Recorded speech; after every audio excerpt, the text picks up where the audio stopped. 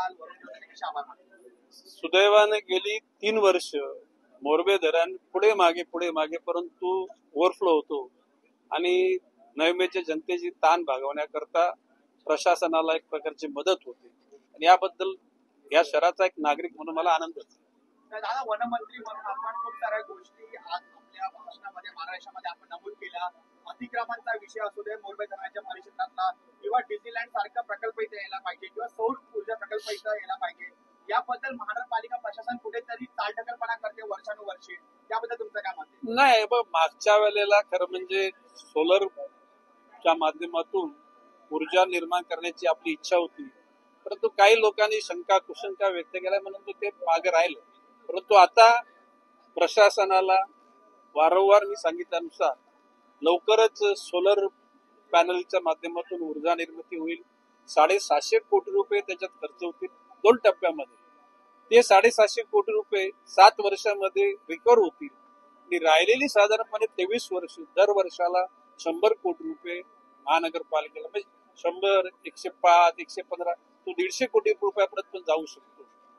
ते उत्पन्न मिळू शकतो. आता त्याचबरोबर इथे जी अनधिकृत बांधकाम जी मधल्या भागामध्ये किती जरी त्या ठिकाणी आपण सांगितलं की बाबा त्या ठिकाणी ते भोकरपाड्याला फिल्टर होतं, क्लोरेशन होतं, परंतु त्या ठिकाणी त्या लोकांच्या वस्तीतून निघणार जे मलमूत्र आहे ते तिथंच जातं. ही धारणा लोकांना समजल्यानंतर लोकांच्या मनामध्ये निश्चितपणे जी प्युरिटी आहे, माथेरान आणि माची प्रबल या 2 डोंगराच्या मध्ये असलेला धरण हे आपण कौतुकाने सांगतो अतिशय शुद्ध, ते शुद्ध नाहीये. आणि म्हणून मी अतिशय तीक्ष्ण शब्दामध्ये बोलले की तुम्ही ह्या गोष्टी लवकरात लवकर आटपून घ्या, ते त्याला नुकसान भरपाई द्या, तिथून ती वस्ती काढून टाका. मोरबे धरण एवढं जलद तुडुंब भरलं असलं तरी पण आपण बघतो की जिथे ईडब्ल्यूएस आपल्या सोसायटी आहे किंवा झोपडपट्टी विभाग आहे त्या ठिकाणी पाणी पुरवठा येण्यासाठी खूप त्रास होतो.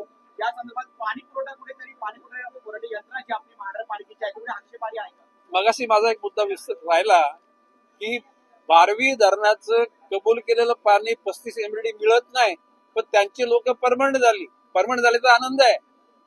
पण मोरबे धरणाचे लोक साधारण 40 लोकांची यादी सुनील घरत माजी नगराध्यक्ष यांनी माझ्याकडे आणली होती. माननीय मुख्यमंत्र्यांनी सांगितलं तुमच्या स्तरावर तुम्ही येऊन निर्णय घ्या. आता कोणासाठी थांबले मला, म्हणजे 12वी धरणाच्या लोकांना नोकऱ्या मिळाल्या आणि मोरबे धरणाच्या लोकांना जर आपल्याला पाणी मिळतं ते पाणी त्या लोकांना नोकऱ्या नाहीत. आणि 12वी धरणाचं 35 MLD पाणी गेली 6 वर्ष नवी मुंबई शहराला वंचित ठेवलेलं आहे आणि म्हणून दिघा वगैरे भागामध्ये पाणी पुरवठा होत नाही. आणि म्हणून मी तीव्र शब्दात माननीय मुख्यमंत्र्यांनी सांगितले, माननीय मुख्यमंत्र्यांच्या नेतृत्वाखाली एक बैठक होईल आणि त्यामध्ये हे 35 MLD पाण्याचा प्रश्न सुटेल. आपण दिलेला शब्द कधी खाली पडत नाही, प्रशासनही त्याला कायम ते लक्षात ठेवता. असाच विषय हा महानगरपालिकेचा आपण कामगारांचा विषय घेतला या डॅमचा ठोक मानधनावर कर्मचाऱ्यांचा पण विषय आहे, त्याच्याविषयी आपलं मत काय आहे? माझं मत असं आहे की या शहरामध्ये रुग्णालयामध्ये असलेले कर्मचारी म्हणजे आया दाया बाई वॉर्ड बॉय, शिक्षण क्षेत्रामध्ये असलेले सगळे जे टेम्पररी शिक्षक, क्लार्क, वॉचमन, महानगरपालिका जेव्हा शेवटचा माणूस इथं राहणार आहे तोपर्यंत महापालिका अस्तित्व आहे, पण तुम्ही त्यांना टेम्पररी का ठेवता? हे माझं म्हणणं आहे. इतक्या फालतू गोष्टी करता या मधल्या कालखंडामध्ये एकेका वॉर्डमध्ये 40-40, 50 कोटी, 100 कोटी रुपये खर्च केले. लाज वाटली पाहिजे. या गोरगरिबांच्या तोंडातून घास काढता आणि अशा प्रकारच्या अनावश्यक असलेल्या गोष्टी करता पैसे खर्च करता. म्हणून माझा आग्रह आहे. आणि मी आता हे गणपती झाल्यानंतर आता ज्याला लेखाजोखा घेईल त्यावेळेला एकूण या शहरात असलेल्या ज्या आपल्या अंगणवाडी आहे ना सेविका, आशा वर्कर, या शहरातले असलेले या शहराकरता काम करणारा प्रत्येक माणूस हा तृप्त असला पाहिजे. आणि याकरता मी इनिशिएटिव्ह घेईन.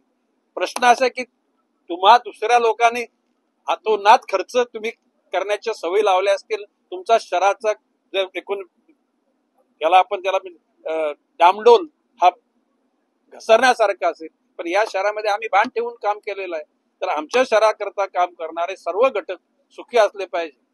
आता उदाहरण तुमच्याकरता पत्रकार भवनाची जी बाजू मुख्यमंत्र्यांकडून करून घेतली मी. आता तुम्ही पुढे सरका, पत्रकारांच्या करता तुम्ही सोसायटी तयार करा. काय बोलतो मी, नवी मुंबईतल्या म्हणजे तुम्ही ते राज्य शासनाकडे रजिस्टर असलेल्या लोकांची नको, जे दैनंदिन जीवनामध्ये जे सोशल मीडियाचे, प्रिंट मीडिया, इलेक्ट्रॉनिक मीडिया, या सगळ्यांची एक तुम्ही ऑर्गनायझेशन बनवा.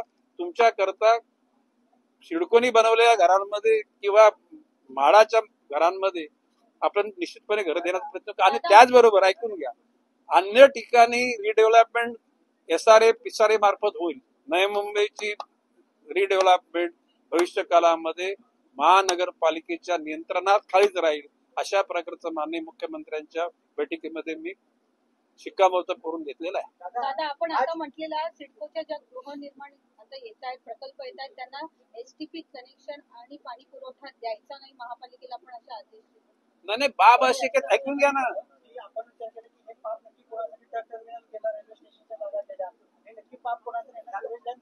जरा ऐकून घ्या, तो भाग सोडून द्या. येणाऱ्या जवळ ज्या त्या ठिकाणी त्याला एक स्वतंत्र यंत्रणा निर्माण केली.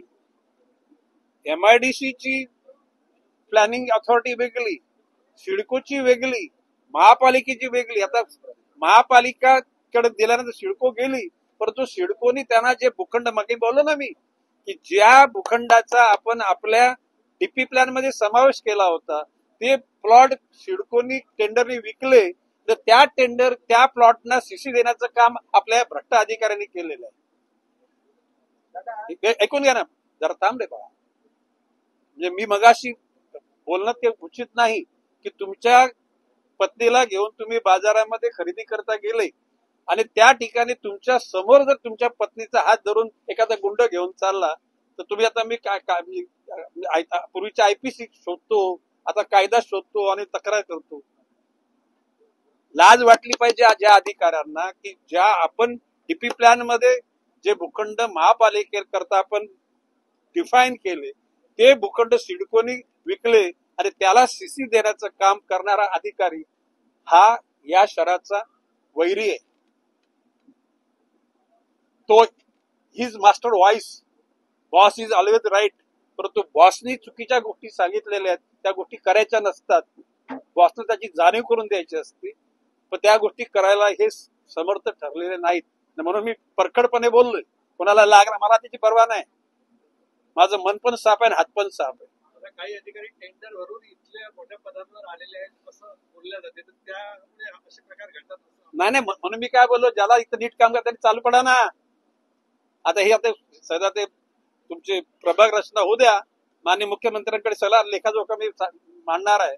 आणि जे नालायक अधिकारी ते आम्हाला नको सांगणार आहे मी, आणि आमच्या आडवे येतील ना त्यांना आडवे करून आम्ही पुढे जाऊ. ऐसे अधिकारियों को VRS लेना जरूरी है. मी बोललो ना, VRS लो उसमें 5-10% और गणेश नाईक दे देगा.